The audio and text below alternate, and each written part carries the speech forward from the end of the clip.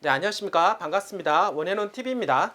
자, 오늘 또 여러분들과 함께 토지에 대한 이야기를 한번 계속 이어서 나가보도록 하겠습니다. 많은 분들이 최근에 전화도 이렇게 오는 거 보시면 토지에 대한 막연한 어떤 두려움을 좀 가지고 계신 분들이 좀 있는 것 같습니다. 일례로 작년에 저희한테 전화 오신 분이 있었는데요. 그때도 저희가 투자에 대한 권유를 해드린 적이 있습니다. 새만금 쪽에 이런 지역에 주거 지역을 투자하신다라고 하면 한 2, 3년 정도 후면 재미를 볼 수가 있을 거다라고 말씀을 드렸던 분이 있는데요. 그 당시도 좀 머뭇거렸던 것 같습니다. 이제 그러다가 또 최근에 또 전화가 들어왔는데 지금은 어디 합니까? 그리고 어느 지역에 투자하면 좋겠습니까? 라고 또 문의를 똑같은 반복적으로 질문하시는 것을 보게 되었습니다. 그래서 제가 물어봤어요. 혹시 투자하셨냐라고 물어봤더니 아직 결정을 하지 못했다라고 얘기를 하고 있습니다. 왜 못하셨습니까? 라고 물어보니까 토지에 대한 막연한 두려움이 있다. 뭐 이런 얘기 또 하셨고요. 그 다음에 정말 황금성이 될까라고 하는 이런 생각들을 또 가지고 계셨던 거로 제가 기억을 하게 됩니다. 여러분들, 자, 토지는요, 과감한 결단성이 있어야만이 내가 소유를 할 수가 있다라고 말씀을 드릴 수가 있겠고요. 작년에 비해서 당연히 새만금 토지의 지가 상승은 많이 이루어졌다라고 말씀을 좀 드릴 수가 있겠습니다. 제가 항상 여러분들한테 말씀을 드리지만 토지 투자는요, 지금 시작하는 시점이 가장 싸게 사는 시점이다라고 말씀을 드릴 수가 있겠고요. 그리고 이렇게 개발지 같은 경우는 개발에 따른 수요가 꾸준하게 있기 때문에 지금이 현재가 가장 싸게 좋은 위치에 있는 땅을 구입할 수 있는 그런 조류기다라고 말씀을 좀 드릴 수가 있겠습니다. 그리고 또 황금성에 대한 부분들도 이제 문의를 해 주셨는데요. 여러분들, 토지가 황금이 안 될 거라고 생각을 하십니까? 절대 그렇지 않습니다. 부동산 시장이 어려우면 아파트도 잘 안 팔리는 거는 맞고요. 아파트도 1년, 2년, 3년이 지나도 안 팔리는 경우도 많이 있습니다. 근데 토지 같은 경우는 개발 호재만 있다라고 하면은 정말로 좋은 입지를 가지고 있는 땅들은 언제든지 팔릴 수가 있다라고 말씀을 좀 드릴 수가 있겠습니다. 자, 아파트도요, 한 동에 몇 가구가 있는데요. 땅도 마찬가지입니다. 개발이 가능한 지역에 개발 가능한 땅, 저희가 말씀을 드리는 주거 지역에 있는 땅들도 필지로 구분이 되어지는데 여러 필지가 있을 수는 있습니다. 하지만 매물로 나와 있는 것은 많지가 않다라고 하는 것입니다. 그러나 그 지역 개발 바람이 부는 지역 같은 경우는 수요가 꾸준하기 때문에 매물이 나온다 하더라도 거래가 쉽게 용이하게 이루어질 수가 있기 때문에 황금성 부분에 있어서도 오히려 아파트라든지 건물보다도 더 나은 것이 바로 개발지 토지라고 말씀을 좀 드리도록 하겠습니다. 여러분들, 토지 투자함에 있어서 너무 걱정하지 마시길 바라겠습니다. 개발지 투자는요, 황금성도 보장이 될 뿐만 아니라 수익성도 당연히 보장이 된다라고 볼 수가 있겠고, 여러분들 재산을 지킬 수 있는 절호의 투자 자산이다라고 말씀을 좀 드리도록 하겠습니다. 자, 그런 차원에서 새만금이야말로 대한민국의 가장 큰 호재를 가지고 있기 때문에 여러분들의 재테크에서 성공할 확률이 가장 크다라고 말씀을 좀 드릴 수가 있으니까 여러분들 절대 걱정하지 마시고요. 저희 회사에 언제든지 전화 주시면 여러분들의 맞는 자금대에 맞는 물건을 드리도록 하겠습니다. 자, 오늘은 여러분들과요, 돈에 대한 이야기를 한번 해보려고 합니다. 어떤 개발 계획이 있을 때 사실은 돈이 들어오지 않는다라고 하면 개발 추진하는 데 있어서 상당히 머뭇거려질 수가 있고요. 딜레이가 될 수밖에 없는 경우가 많이 있습니다. 서울에 조합 아파트를 개발을 진행을 하고 있는데 그 아파트가 개발을 하려면 꾸준하게 돈이 지속적으로 들어와야 되고, 그리고 분양성이 잘 좋아야 분양을 해서 돈이 들어온 자금을 가지고 아파트를 계속해서 지어 나갈 수가 있는데요.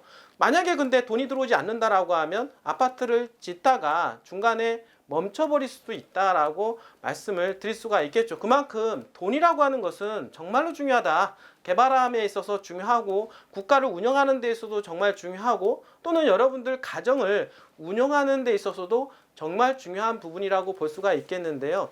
이번에 내년 2022년도 국가 예산안이 최종적으로 확정이 되었습니다. 그 중에서 중요한 거는 전라북도에 있는 새만금과 관련된 예산안이라고 볼 수가 있겠는데요. 과연 새만금에 대한 예산안은 어떤 식으로 집중이 되어 있는지에 대해서 여러분들 좀 말씀을 좀 드려보도록 하겠습니다.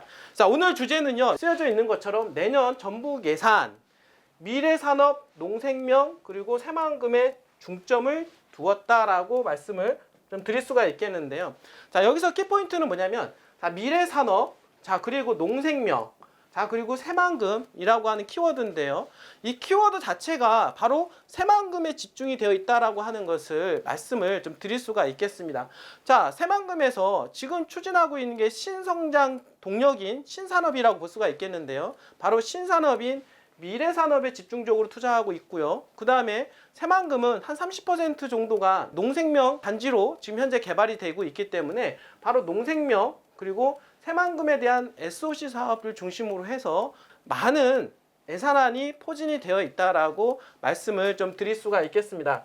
그리고 새만금은 지속적으로 개발이 이루어지고 있습니다. 예를 들어서 국가에서 추진하고 있는 SOC 사업, 여러분 트라이포트라고 하는 철도망, 그 다음에 공항, 항만 이런 것들은 이미 시작을 했기 때문에 해마다 예산안이 증액이 될 수밖에 없다라고 하는 것입니다.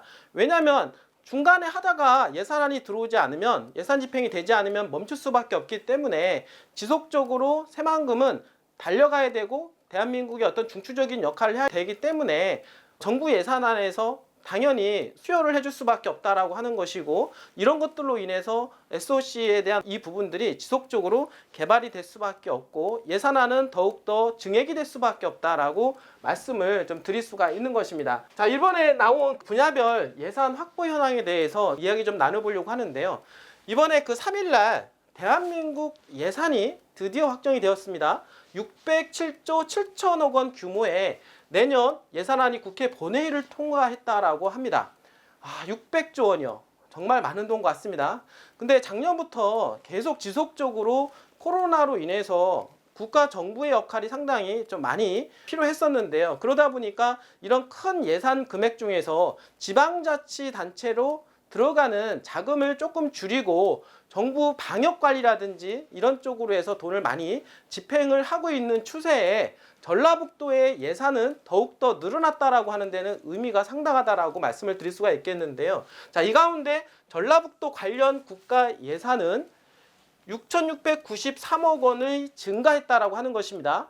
무려 8.1%가 증가를 했고 총 8조 9,368억 원 정도가 반영이 되었다라고 말씀을 좀 드리도록 하겠습니다. 이 자금 중에서 지금 나뉘어진 부분이 있는데요. 가장 많이 쓰여지는 그 자금은 안전과 환경과 복지에 관련된 자금으로 말씀을 드릴 수가 있겠고 최근에 코로나로 인해서 어떤 복지적인 사각지대에 있는 많은 사람들한테 예산이 집행이 된다라고 볼 수가 있겠습니다. 사실 그 외의 지역을 보게 되면은 새만금에 직접적으로 개발되는 그런 어떤 자금은 1조 4천억 정도가 들어간다라고 합니다. 뿐만 아니라 융복합 미래 신산업에 한 7천억 정도가 들어가고요. 그 다음에 SOC 분야에 들어가는 부분들이 한 1조 1천억 원 정도 들어간다고 하죠. 뿐만 아니라 삼락 농정 및 농생명에 관련된 자금에는 1조 4천억 정도가 들어간다라고 하는데 제가 지금 이 표시한 이 부분 모두가 새만금하고 직접적으로 간접적으로 관련된 예산이다라고 말씀을 좀 드리도록 하겠습니다. 특히 새만금에 직접적으로 들어가는 예산 중에서 가장 중요한 예산은 바로 트라이포트, 바로 SOC 분야라고 볼 수가 있겠는데요. 도로뿐만 아니라 공항, 항만, 철도 이 세 가지를 트라이포트라고 하는데 이 세 가지의 어떤 SOC가 들어감으로 해서 새만금은 더욱더 개발할 수 있는 여건을 갖추게 될 뿐만 아니라 수많은 기업들을 유치할 수 있는 토대가 된다라고 말씀을 좀 드리도록 하겠습니다. 자, 이 세 가지는요. 철도공항 항만은 현재 계속해서 개발 진행 중에 있으며 지금 이 트라이포트를 완성하기 위해서 예산안이 집행이 되는데 현재 새만금 전주간고속도로에 5천억 원 정도가 들어가고요.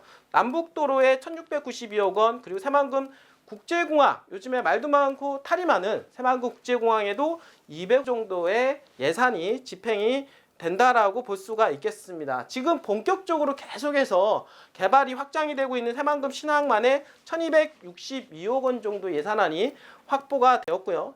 그리고 미래산업이라고 하는 새만금 재생에너지를 활용한 새만금 미래신산업 육성단지에 지금 스마트 그린산단 조성에 12억 4천만 원 그리고 해상풍력산업지원센터 구축 사업에 34억 원 정도가 반영이 되었다라고 말씀을 좀 드릴 수가 있겠습니다.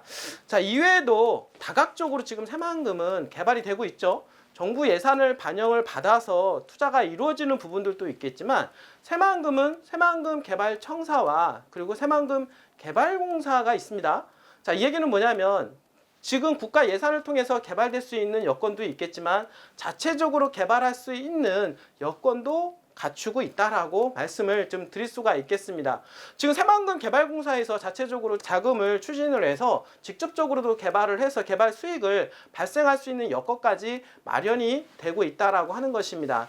내년이면 대통령 선거가 있습니다. 여야 서로 집중을 하고 있는데요. 예전에는 어떤 정치적인 문제 때문에 때로는 발전하기도 하고 때로는 어떻습니까?